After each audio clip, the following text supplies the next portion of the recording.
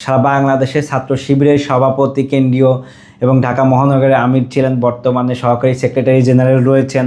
Television খুললে তাকে কিন্তু একাধিক প্রোগ্রামে দেখা যায়। প্রায় যত শিক্ষা প্রতিষ্ঠান তারই হাত দিয়ে গড়ে ওঠা। তো মানুষের একটা সব কর্নার কিন্তু এখানে রয়েছে। তো এনসিপির যিনি প্রার্থী রয়েছেন দ্যুতি অরণ্য চৌধুরী, তার প্রোফাইলও কিন্তু ইয়াং হলেও অনেক ভারী। আমাদের কিন্তু একটা এজেন্সি রয়েছে সিএমআইটি বাংলাদেশ। আপনাদের নির্বাচনে যত ধরনের প্রমোশন রয়েছে আপনারা কিন্তু আমাদের সাথে যোগাযোগ করতে পারেন। নির্বাচন কেন্দ্রিক কিন্তু সোশ্যাল মিডিয়া, ঘাট, রাস্তা, বাস ইত্যাদি জায়গায় কিন্তু আলোচনা চলছে। তো আমিও চিন্তা করলাম নির্বাচন নিয়ে কিছু করা যায় কিনা, কিছু কথাবার্তা বলা যায় কিনা, বিভিন্ন উপজেলা বা নির্বাচন আসন নিয়ে কথা বলা যায় কিনা। এই জন্যই আসলে আমার নতুন চ্যানেল এবং নতুন ইউটিউব চ্যানেল এবং ফেসবুক ক্রিয়েট করা। এখানে বিভিন্ন রাজনৈতিক সমসাময়িক দেশের বিভিন্ন ইস্যু নিয়ে কথা বলবো ইনশাআল্লাহ। তো আজকের যে ব্যাপারটা নিয়ে কথা বলবো সেটা হচ্ছে নির্বাচনে একটি আসন নিয়ে কথা বলবো। উল্লাপাড়া উপজেলা নিয়ে সিরাজগঞ্জ 4 নির্বাচনে যে আসন সেটা নিয়ে কথা বলবো। এখানে জামাত, বিএনপি, এনসিপি 3টা প্রার্থী রয়েছে। জামাত থেকে রয়েছে মাওলানা রফিকুল ইসলাম খান এবং এনসিপি থেকে রয়েছে দ্যুতি অরণ্য চৌধুরী এবং বিএনপি থেকে রয়েছে এম আকবর আলী সাহেব। তো আসলে তাদের ফলাফল কেমন হতে পারে এই ব্যাপারে বিস্তারিত কথা বলবো। এবং এইখানে ভোটার সংখ্যাটা একটু বলি, এই উপজেলাতে কিন্তু প্রায় 4.5 লক্ষ ভোটার রয়েছে এবং পুরুষ এবং নারীর ভোটার কিন্তু 50-50, অর্থাৎ নারী ভোটাররা যেদিকে যাবে সেদিকেই কিন্তু মোটামুটি পারার সম্ভাবনা বেশি থাকবে। এই উপজেলায় কিন্তু একটি পৌরসভা রয়েছে এবং 13টি ইউনিয়ন রয়েছে এবং ওয়ার্ড সংখ্যা কিন্তু 93। এটা মিলেই কিন্তু উল্লাপাড়া উপজেলা সিরাজগঞ্জ 4 নম্বর আসন এবং সংসদীয় আসন হচ্ছে সিরাজগঞ্জ 65। প্রিভিয়াস নির্বাচনের যদি হিস্টোরি বলি, বরাবরই হচ্ছে এখানে আওয়ামী লীগ ভালো করেছে। আওয়ামী লীগ ভালো করেছে এটা বলবো না, অর্থাৎ বিগত 15 বছর এককেন্দ্রিক যে নির্বাচনগুলো হয়েছে সেইগুলোতে কিন্তু আওয়ামী লীগ কিন্তু ভোট কেটে হোক বা অবৈধ হোক যেভাবে হোক তারা কিন্তু সংসদে গিয়েছে। তো পাশাপাশি বিএনপিও 2বার ক্ষমতায় গিয়েছিল, আকবর আলী সাহেব 2বার এমপি হয়েছিল। 2008 সালে যে নির্বাচনটি হয় আওয়ামী লীগ এককভাবে এবং জামাত এবং বিএনপি কিন্তু যৌথভাবে নির্বাচনে অংশগ্রহণ করে। এখানে কিন্তু বিএনপির যে প্রার্থী ছিলেন ওনাকে বসিয়ে কিন্তু জামাতের যে প্রার্থী মাওলানা রফিকুল ইসলাম খানকে কিন্তু সুযোগ করে দেয় এবং সুযোগ করার পরে কিন্তু তিনি একটা বাজিমাত করেন। অর্থাৎ তখন কিন্তু আওয়ামী লীগের একটি জোয়ার টাইপের ছিল, আওয়ামী লীগ সংসদে যাচ্ছে হাইপ ছিল। সেখানে কিন্তু প্রায় 1 লক্ষ ভোট পেয়েছিল মাওলানা রফিকুল ইসলাম খান, অর্থাৎ দ্বিতীয় হয়েছে এবং সংখ্যা কিন্তু খুবই কম যিনি জয়ী হয়েছেন তার সাথে। তো তিনি কিন্তু এবার কিন্তু নির্বাচনে একটি শক্ত প্রতিদ্বন্দ্বী হিসাবে মার্কেটে আছে। এখন আসি মূল কথায়, যেহেতু আওয়ামী লীগ নাই, আওয়ামী লীগের বাহিরে বর্তমানে 3টি দলকে হচ্ছে ধরা হচ্ছে। একটি হচ্ছে বিএনপি, একটি হচ্ছে জামাত ইসলামী, একটি হচ্ছে জাতীয় নাগরিক পার্টি এনসিপি। তো এনসিপির যিনি প্রার্থী রয়েছেন দ্যুতি অরণ্য চৌধুরী, তার প্রোফাইলও কিন্তু ইয়াং হলেও অনেক ভারী। কেন ভারী? তিনি ঢাকা বিশ্ববিদ্যালয়ের শিক্ষার্থী, উল্লাপাড়ার মধ্যে সবচেয়ে থেকে ভালো স্কুল অ্যান্ড কলেজ থেকে পড়াশোনা করেছে, মেধাবী শিক্ষার্থী।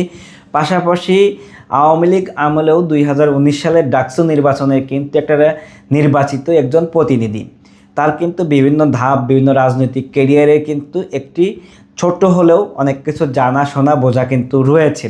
এবার কিন্তু জাতীয় নাগরিক পার্টি থেকে হয়তোবা সে নমিনেশন পাবে এবং তিনি নির্বাচনে অংশগ্রহণ করবে। তো এবার হয়তো তিনি সংসদে না গেলেও সারা উল্লাপাড়া উপজেলায় একটি ভালো একটা অবস্থান জানান দিতে পারে।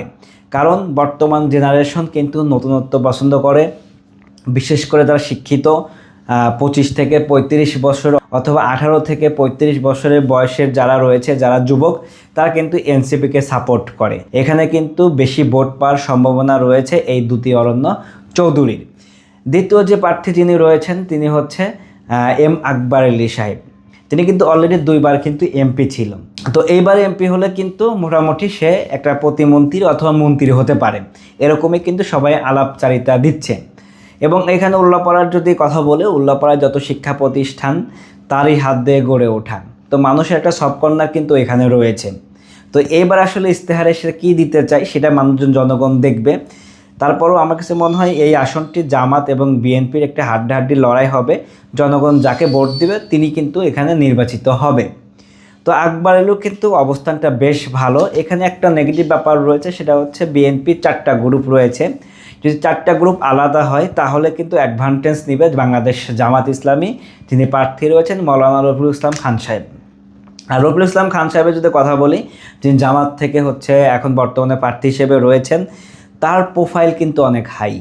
অর্থাৎ একজন মানুষ যদি রাজনীতি করে তাকে কিন্তু অনুসরণ করতে পারে। প্রত্যন্ত গ্রাম থেকে উঠে এসে ধাপে ধাপে রাজশাহী বিশ্ববিদ্যালয়ের সভাপতি, সারা বাংলাদেশের ছাত্র শিবিরের সভাপতি কেন্দ্রীয় এবং ঢাকা মহানগরের আমির ছিলেন, বর্তমানে সহকারী সেক্রেটারি জেনারেল রয়েছেন। টেলিভিশন খুললে তাকে কিন্তু একাধিক প্রোগ্রামে দেখা যায়। তো এটা কিন্তু এলাকার মানুষের জন্য অনেক বড় প্রাপ্তি, এটাই এলাকায় মানুষ মনে করে, প্রত্যেকটা এলাকার মানুষ। তো আমি মনে করি উল্লাপাড়া উপজেলার লোক এটা মনে করছে এবং অনেকেই ভাবছে তিনি যদি নির্বাচিত হয় সরাসরি মন্ত্রী হয়ে যাবে, কারণ জামাত ইসলামীর টপ 5-এর মধ্যে তিনি একজন নেতা। তিনি হয়তোবা ক্ষমতায় যেতে পারেনি, এলাকায় বিভিন্ন শিক্ষা প্রতিষ্ঠান করতে পারেনি, কিন্তু বিভিন্ন উন্নয়নমূলক কাজ কিন্তু জামাত ইসলামী র্যান্ডমলি সবসময় করে থাকে। 5ই আগস্টের পরে কিন্তু আরও বেশি বেশি করছেন, ভালো একটা ইমেজ ধরে রাখতে পারছেন। তো এখানে যুবক এবং যারা বৃদ্ধ রয়েছে তারাও কিন্তু এবার তাকে একটু বেশি সাপোর্ট করছে, মুখে মুখে তার কথাটা শোনা যাচ্ছে। তো জামাত ইসলামী হয়তোবা ভালো করবে যদি বিএনপির 4টা প্রার্থী যদি আলাদা আলাদা থাকে, এক না হয়। আর যদি এক হয়ে যায় তখন কিন্তু 50-50 চান্স থাকবে।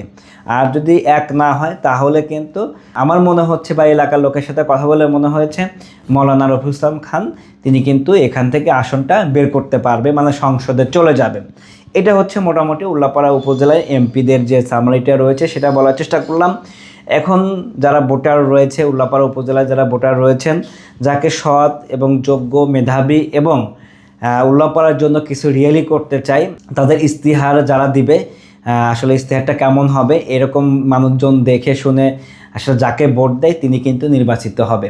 এই উপজেলায় যারা এমপি পদপ্রার্থী রয়েছে, শুধু এমপি পদপ্রার্থী না, যারাই বাংলাদেশে যারা এমপি নমিনেশন নিচ্ছেন তাদের একটি সাজেশন দিয়ে যাই। আপনার সারা বিশ্বে কিন্তু এখন সোশ্যাল মিডিয়া নিয়ে কাজ চলছে, আর যারা সোশ্যাল মিডিয়া মার্কেটিংয়ে একটু ভালো ভালো ভালো কন্টেন্ট, ভালো ভালো ভিডিওগুলো তৈরি করছেন, তারা কিন্তু সংসদ বলেন বা যারা ইয়াং জেনারেশন রয়েছে তাদের কাছে কিন্তু গ্রহণযোগ্যতাটা একটু বেশি পাবেন। যাই হোক, আমাদের কিন্তু একটা এজেন্সি রয়েছে সিএমআইটি বাংলাদেশ, আপনাদের নির্বাচনে যত ধরনের প্রমোশন রয়েছে আপনারা কিন্তু আমাদের সাথে যোগাযোগ করতে পারেন। তো যাই হোক, উল্লাপাড়া উপজেলার যারা এমপি পদপ্রার্থী রয়েছেন সবার জন্য শুভকামনা।